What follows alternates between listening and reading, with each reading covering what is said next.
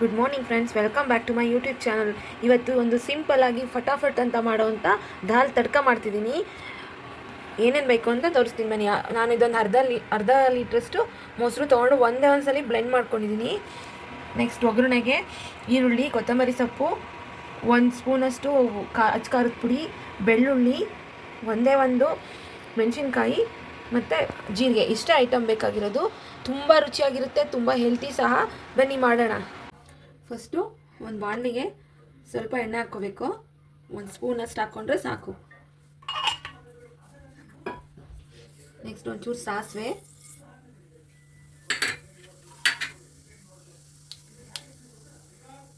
ಒಂದು ಮೆಣಸಿನ್ಕಾಯಿ, 1 ಸ್ಪೂನಷ್ಟು ಜೀರಿಗೆ,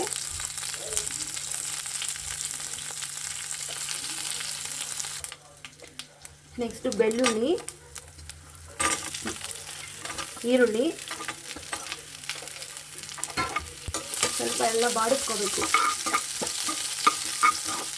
ಸಣ್ಣ ಉರಿಲಿ ಬಾಡಿಸ್ಕೊಳ್ಳೋಣ. ಬೇಗನೆ ಆಗುತ್ತೆ, 5 ನಿಮಿಷಕ್ಕಾಗುತ್ತೆ. ನೆಕ್ಸ್ಟ್ ಈರುಳ್ಳಿ ಬಾಡಾದ್ಮೇಲೆ ತೋರಿಸ್ತೀನಿ. ಇದೆಲ್ಲ ಬಾಡಿದೆ. ಇವಾಗ 1 ಸ್ಪೂನಷ್ಟು ಸ್ವಲ್ಪ ಅಚ್ಕಾರದ ಪುಡಿ, ಉಪ್ಪೆಲ್ಲ ನಾನು ಮೊಸರೊಳಗಡೆ ಹಾಕ್ಕೊಂಡು ಕಲಿಸ್ಕೊಂಡಿದ್ದೀನಿ, ಮಿಕ್ಸ್ ಮಾಡ್ಕೊಂಡಿದ್ದೀನಿ. ತುಂಬ ಚೆನ್ನಾಗಿರುತ್ತೆ, ಆರೋಗ್ಯಕ್ಕೂ ಒಳ್ಳೇದು ಸಹ ಇದು. ನೆಕ್ಸ್ಟ್ ಒಂದು ಚಿಟಿಕೆಯಷ್ಟು ಅರಿಶಿನ,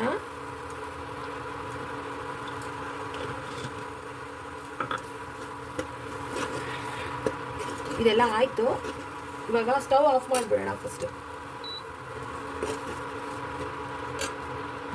ನೆಕ್ಸ್ಟ್ ಇದಕ್ಕೆ ಮೊಸರು ಸೇರಿಸ್ತೀನಿ. ಮೊಸರು ಒಂದು ಸ್ವಲ್ಪ ಗಟ್ಟಿಗಿದ್ರೆ ಇನ್ನೂ ಚೆನ್ನಾಗಿರುತ್ತೆ. ಅಷ್ಟು ಚೆನ್ನಾಗಿ ಕಾಣ್ತಿದೆ. ವಾರಕ್ಕೆ ಒಂದ್ಸಲಿನಾದರೂ ಇದನ್ನು ಮಾಡ್ಕೊಳ್ತೀವಿ, ತುಂಬ ಒಳ್ಳೇದು ಆರೋಗ್ಯಕ್ಕೆ. ಮನೇಲಿ ಏನಾದರೂ ಸಾರಿಲ್ಲ ಅಂದಾಗಲೂ ಇದನ್ನು ಬೇಗ ಮಾಡ್ಕೋಬೋದು. ಹೊರಗಡೆಯಿಂದ ಎಲ್ಲಾದರೂ ಬಂದಾಗ ಮಾಡ್ಕೊಳಕ್ಕಾಗಲ್ಲ ಅಂದಾಗಲೂ ಇದನ್ನು ಬೇಗನೆ ಮೊಸರು ಇದ್ದರೆ ಸಾಕು, ಮಾಡ್ಕೋಬೋದು. ಇದಕ್ಕೆ ಲಾಸ್ಟ್ಗೆ ಕೊತ್ತಂಬರಿ ಸೊಪ್ಪು ಹಾಕ್ತೀನಿ. ಈ ಕನ್ಸಿಸ್ಟೆನ್ಸಿ ಇದೆ. ಇಷ್ಟೇ ಆಗೋಯ್ತು. ರುಚಿಯಾದ ದಹಿ ತಡ್ಕ ರೆಡಿಯಾಗಿದೆ. ಇದು ಕಾಯಿಸ್ಬಾರ್ದು. ಇದನ್ನು ಬಿಸಿ ಬಿಸಿ ಅನ್ನದ ಜೊತೆ ತಿನ್ಬೋದು.